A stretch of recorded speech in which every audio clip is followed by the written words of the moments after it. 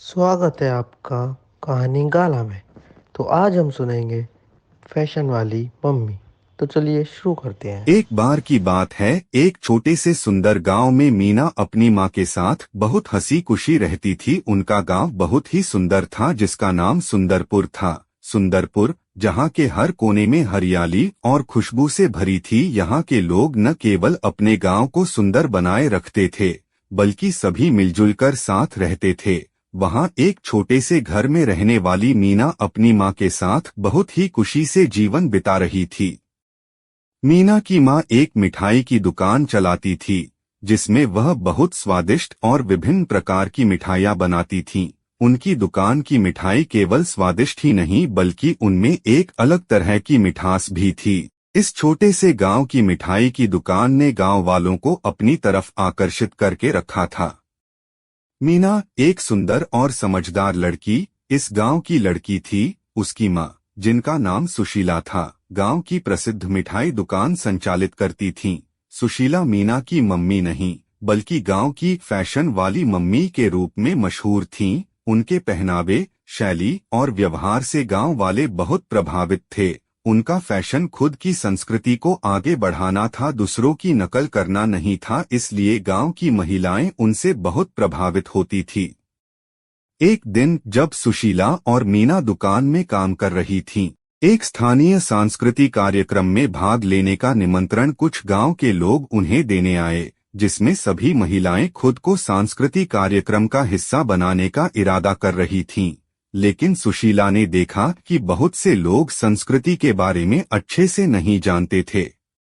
इसने तय किया कि वह और मीना एक नए तरीके से संस्कृति को प्रमोट करेंगी और अपनी संस्कृति को आगे लेकर जाएंगे और लोगों को बताएंगे हमारी भारतीय संस्कृति कितनी सुंदर है।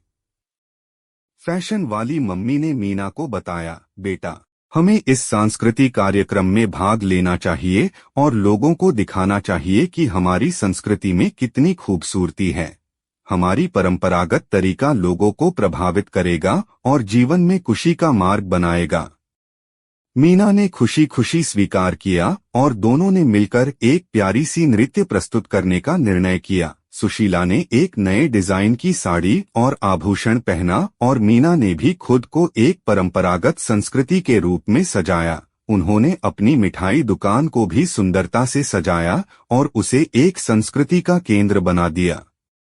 सांस्कृतिक कार्यक्रम ने शुरू होते ही सावित्री और मीना को सभी की नजरों ने खींच लिया। उनका नृत्य और पहनावा के तरीके ने सभी को मोहित कर दिया। उनके नृत्य और उनके पहनावा के माध्यम से वह लोगों को संस्कृति के महत्व को समझने लगे। सांस्कृतिक कार्यक्रम के बाद सुशीला और मीना को गांव के सभी लोगों से बहुत सम्मान मिला। उनकी मिठाई दुकान भी बहुत चर्चा में रही और लोगों के बीच में उनकी मिठाइयों की प्रशंसा बढ़ गई।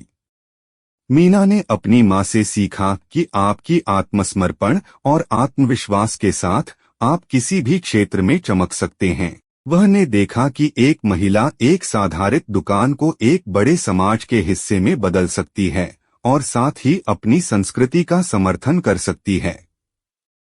मीना और उसकी फैशन वाली मम्मी, इस कहानी से हमें यह सीखने को मिलता है कि किसी भी छोटे से गांव से लेकर हम अपनी मेहनत, आत्मविश्वास और सहयोग से किसी भी क्षेत्र में महत्वपूर्ण बदलाव ला सकते हैं।